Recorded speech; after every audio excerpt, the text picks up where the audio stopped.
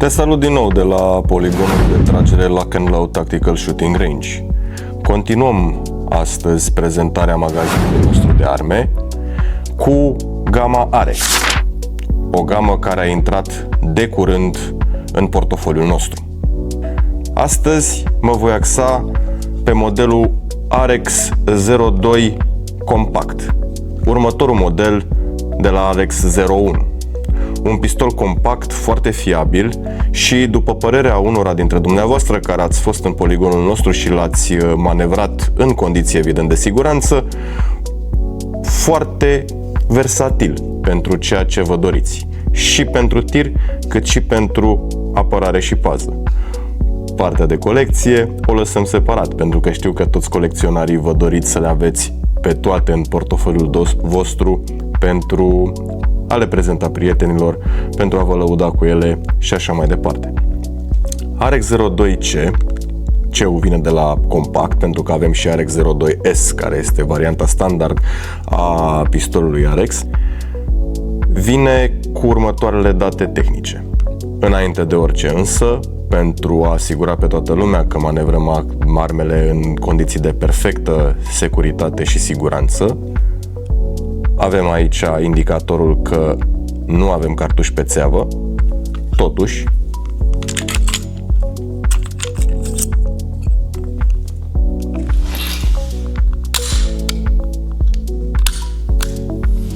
da, totul este safe. În spatele meu este poligonul de tragere, deci din punctul acesta de vedere nu avem de ce să ne facem probleme că manevrarea armei nu va fi făcută în condiții de deplină siguranță și securitate. Revenind la ce ne interesează pe noi, un pistol compact, negru, frumos, elegant, care stă foarte, foarte bine în mână. Personal, la mine e o mică problemă pentru că am mâinile foarte mari, dar pentru pasionați și posesorii de arme letale, acesta va fi o alternativă extraordinar de bine pentru celebrul Glock 19 sau pentru Beretta PX4 Storm, tot varianta compactă. Ca și caracteristici tehnice ale modelului Arex 02 Compact, pistolul vine cu un frame full metal dintr-un aliaj ușor de aluminiu. Atât manșonul cât și frame-ul pistolului sunt din aliaj. În schimb, ca și particularitate, mânerul pistolului vine placat cu un grip abraziv, un grip care face priza să fie aproape de perfecțiune și neexistând riscul de a aluneca de pe aceasta. Gripul nostru se prinde de mânerul pistolului prin șuruburi, iar Arex dă posibilitatea de a aplica pe mâner diverse modele. Putem chiar renunța la acesta și să-l înlocuim cu un grip normal sau mai puțin violent, dacă aș putea spune lucrul acesta. Știu că mulți dintre dumneavoastră poate nu preferă să aibă partea aceasta de prindere abrazivă. Din punctul meu de vedere, cu cât este mai abrazivă, cu atât stă mai bine în mână. Dar pentru cei cărora nu le plac asemenea gripuri, cei de la Arex vin cu câteva soluții și se montează foarte simplu prin demontarea șuruburilor. Două aici, două aici, da, iată, el se scoate ulterior și se poate monta o altă variantă a acestui grip.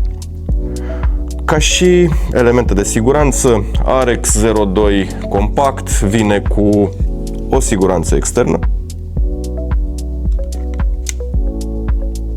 ambidextră,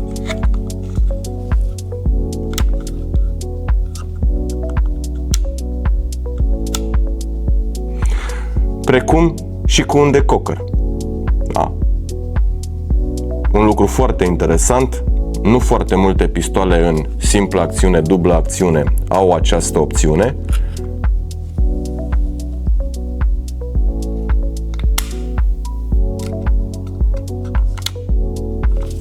Pistolul meu devine sigur.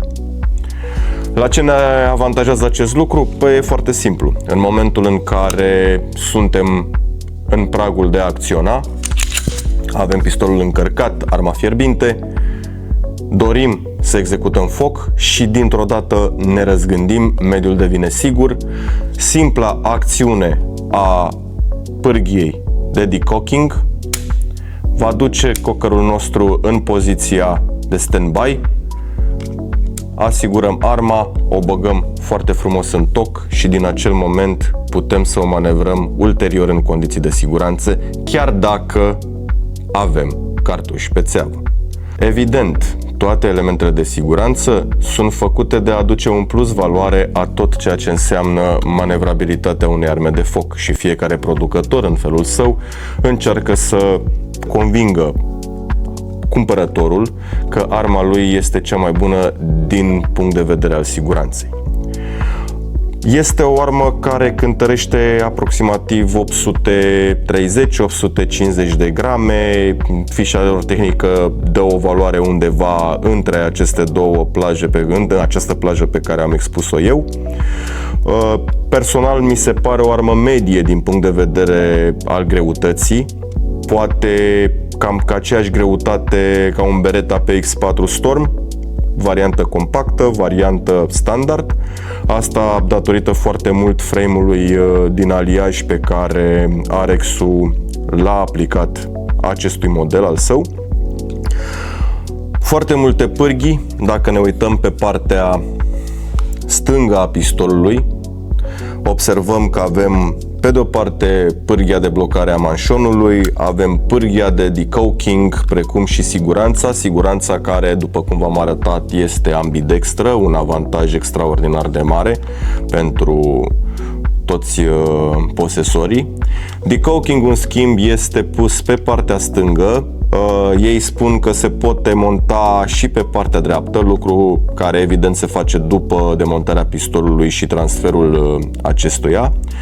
Butonul de eliberare al încărcătorului este la fel ambidextru, un alt avantaj pentru stângaci. Personal sunt dreptaci și vă dați seama că tot ceea ce eu povestesc și fac cu mâna dreaptă, deci mi se pare poziția naturală a tuturor dispozitivelor de pe armă. Ca aparatele de ochire sunt full metal, standard. O să încerc să arăt către cameră să vedem cât de bine reușesc să mă poziționez.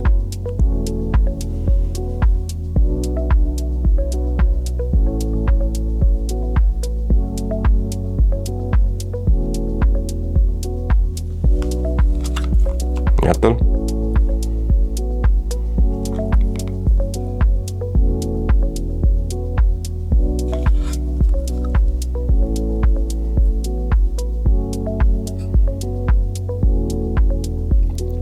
Strikerul, după cum v-am arătat, poate fi acționat și manual, fără încărcare.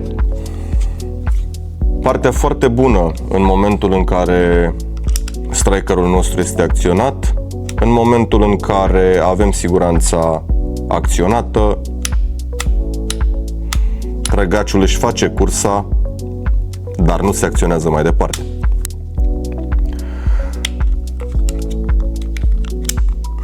În mare, acesta este Arex02 Compact, un pistol interesant, un pistol plăcut la priza pe acesta, de o greutate medie și de o versatilitate, aș putea spune, undeva între 8,50 și 9,50 din punctul meu de vedere pentru pasionații de arme compacte și cei care doresc să le țină în borsete, în tocuri IVB sau alte astfel de locuri ascunse manevrabilității imediate.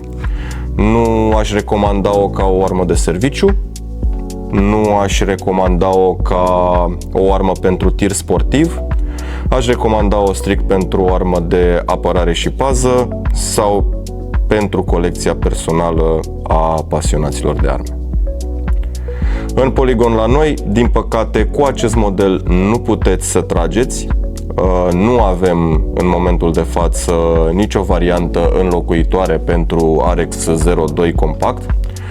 Avem în schimb de la Arex un Alpha Race, care este un pistol la fel, full metal, în simplă acțiune și dublă acțiune. O să vi-l prezint și pe acela într-un alt episod.